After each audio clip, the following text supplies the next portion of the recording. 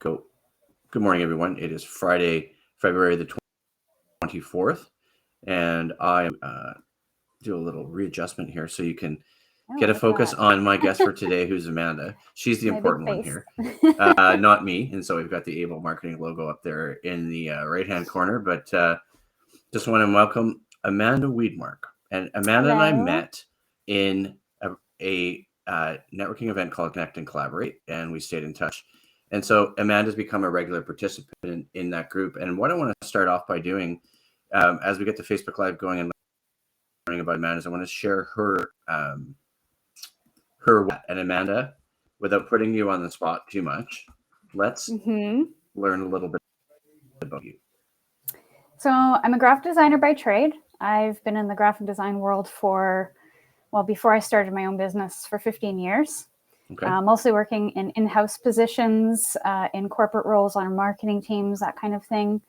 I started my business as a side hustle while I worked a corporate job. I saw it on your website. Yeah. That's why I shared it. Yeah, because that's interesting, right? Because you started in 2017. Yeah. Yep. So 2017, I had been at my previous job for 7 years at that point, and I was starting to feel a little creatively stagnant. So I started some side projects for myself to not only improve my skill set of illustration, but also to express my own ideas and what I wanted to see in the world. And I started uploading my artwork on third-party or print-on-demand websites. So Redbubble, Society6, Threadless, that kind of thing. Okay. And I started to see some traction on some of my designs. Cool. But what I was missing was the connection to the customer and being able to craft the customer experience in terms of how I wanted my brand to be communicated to that customer and to have that touch point, that direct touch point. So I started an Etsy shop after that so that I could create that experience and build that brand and build that name for myself. So that started things off, that Etsy shop. And I brought in stickers because they were kind of a low cost way to get my artwork into the world. And it was low cost for me, low cost for my customers. And then that just started building my inventory. The more sales I got, the more inventory I brought in. I then got into wholesale after that, after I had about 30 or 40 products in my catalog. And that started getting me into retail shops all over North America. And then my artwork started gaining attention with bigger people in the industry.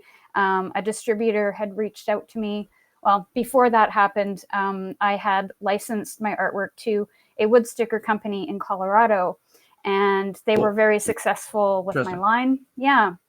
So then from there, I found my distributor in Toronto who wanted to work with me and kind of bring in my line for his retail customers. And they're more along the lines of souvenir and gift shops. But they're on a larger scale. So that was great because I didn't have the capacity to fulfill super large orders. And when you're in kind of a larger space, they usually require UPC codes. And that's a whole other world that I wasn't ready to get into. And I don't think I ever will. We'll see. But it's a lot of things. Yeah. Yeah, go ahead. Because I'm actually just going to interrupt, sorry, and say that what I've done, because I use this program and the way I stream is, I'm actually sharing, I want to showcase one of the designs I pulled off your website. So everybody can have a look at it while we talk, because I think it's really important to cast some eyes on some of the work that you're a lot of it. Go ahead and tell me about this one. Sorry, I don't want to interrupt you. But... So a lot of my work is nature inspired. There's a bit of a retro flair in there as well. I try to, nature and the simple things in life kind of bring me joy. So that tends to come out in my work. And, obviously trees are really big, kind of a really big theme in my work. Just because I live on the Pacific Northwest, I'm surrounded by trees everywhere I go.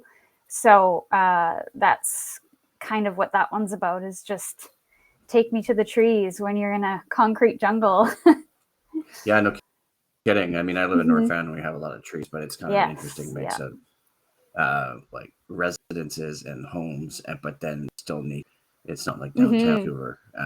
And so let's delve a little bit more. So we've shared the one on the tree.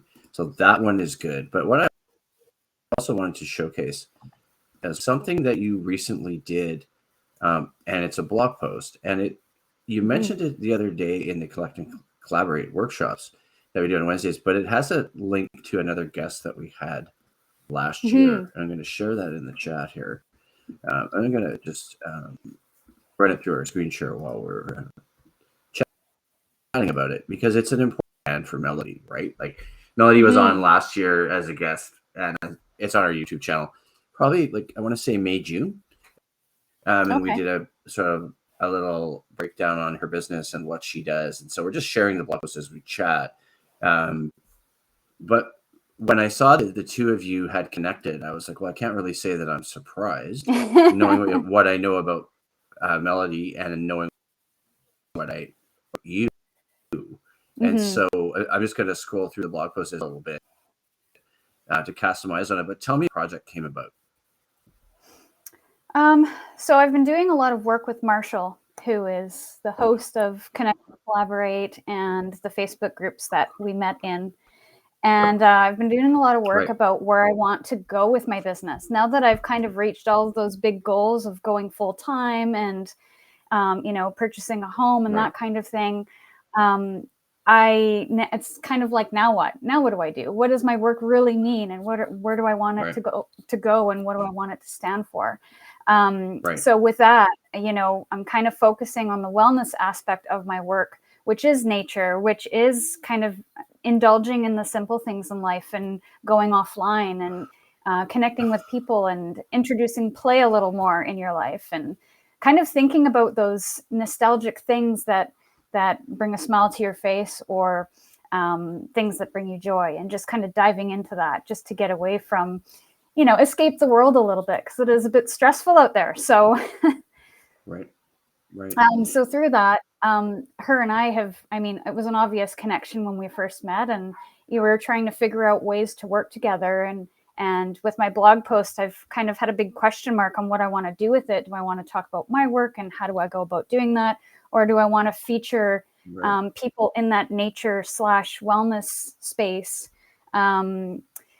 so that, it can bring traffic to kind of, it's mutually beneficial that way, right? And also just plays on that idea of finding wellness for people. Yeah, what I thought was interesting too about, and I found on your website, said that the business really took off in 2020. That's when I went full time. Yeah. So that's right before the start of the pandemic discussion in itself. Not to mention what happened in the pandemic with the evolution of people connecting this way. Like how, I'm curious to know, like, I mean, there's a whole conversation about how you navigated the pandemic, but given what you do and the types of designs, do you think there was an increased need for what you were doing because of the pandemic? Because it's really important, right? Yes. Yeah. I think so. I was really kind of scared the first couple of months after it hit because everything shut down, and we were all kind of in a space of not knowing. And, a lot of the wholesalers and retailers that I was selling to shut down. So it was like, what now? Like, how do I go about doing this? So I think my retail shot through the roof after that because people couldn't go to those shops to buy. And I think they were looking for a little bit of a respite from, kind of the stress of that time. And, I wasn't quite sure how my work might help. And so I went through a period of kind of introspection on how I can kind of offer joy through my work with a new product line, which was postcards. And I had this idea, since people couldn't travel, why don't I bring out a line of postcards that were related to each room of the house? Because that's kind of the places we were visiting, was the our couches more often and our bedrooms more often and our kitchens more often. So I came up with a set of 5 and I could not keep them on my shelf. They were selling so fast and they actually kept my business going during that time. So I do think a little bit of humor, a little bit of, escapism was really needed, and a little bit of encouragement to kind of get out there and get outside and, take in that fresh air and nature and all of that. So, Yeah, I know for me with the pandemic, I couldn't go to the gym because I like to lift mhm. weights occasionally. But I was thankful. I don't know if it's thankful is the right word. When the pandemic started, at least when the weather was getting better, I always do outdoor cycling and mountain biking. So I could do that, right? And I do it That's anyway. great. But it was Yeah. just one of those things. It was like, now I really need it, right? Mhm. And Yeah. so, yeah, no, I'm just actually featuring while we chat the You Are Magic card. I hope that's the Mhm. right one to feature, because it's such a great design. I see all your Mhm. reviews on here. So there's lots of comments and 5-star reviews, which is Yeah. fantastic. That's actually a part of a new line or a new collection I just came out with. That's kind of Right. focused on that, a little bit more on the wellness aspect and finding Right. your ground and feeling rooted and just Right. kind of the more spiritual side of things. So it was a fun design to do. Interesting. Okay. Well, thank you for the. We'll just wrap up here. I've shared a few links. Maybe stay in the studio once we're done a bit more, but I'm just going to take us offline here, and I will talk to everyone soon.